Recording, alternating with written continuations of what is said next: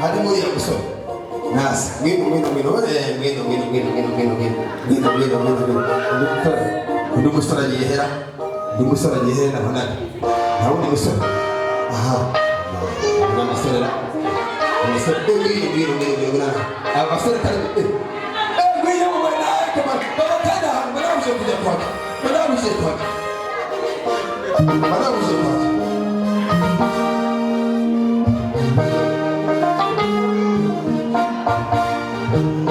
sawa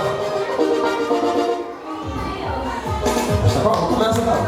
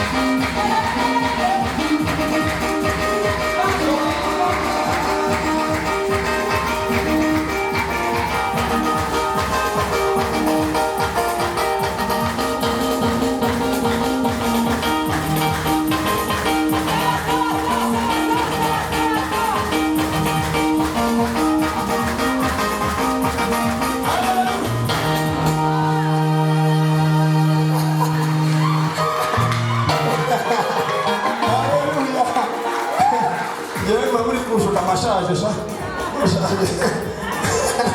Allora, c'è arrivato e ora mi mangio una lì.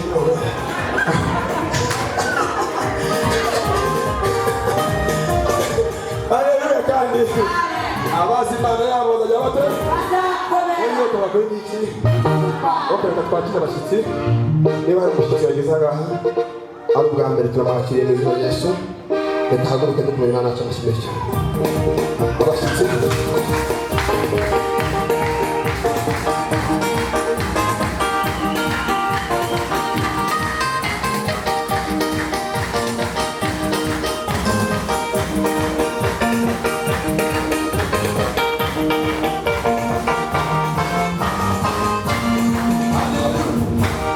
Okay, sawa. Eko amazina nawe usengera uwakuranitse nuko. Haleluya. Amen. Yego. Abasengera muri ADEPR. Yego. Wari kugana n'umuntu. Ni umusaza cyangwa umusore? Ni umusore. Ntabwo shefite. Ntabwo yabo. Ntabwo yabwerekeza sinambazaye. Ntabwo mwazanye uyu munsi igihugu yazabaherekeza gusa nzabakora akantu keza. Nzakubwira akantu keza ntabwo mwazanye. Ntabwo umunsi waba akawazanye ntabwo ndi bukubwire. Ndakabiri azakubwire yashiri wagize gute. Aha sigeze. Imana igiye gute? Imbaraga ni iki? Yesu agiye gute? Umwishimire mu izina rya Yesu.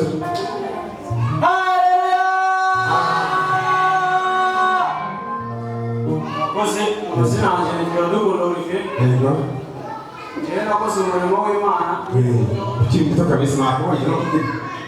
Kigali kigenda kintwara. Bivamo. Ariko mugenzi wanjye yambwiye ngo kwa Selemani. Ninde mugenzi wawe? Yes. Imana ishimwe cyane. Ako ni namba ngo yabyina Yesu. Okay, sakara kandi bagashyira ku makuru neza.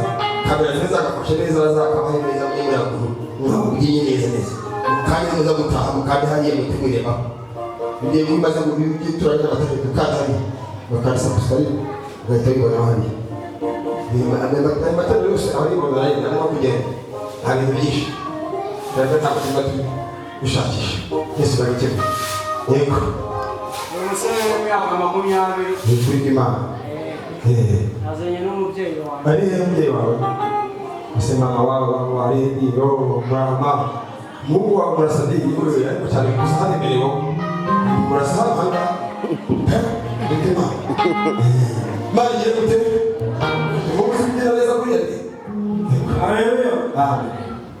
Yita naima na Yesu. Nikushele. Ngira kwa ADEPR.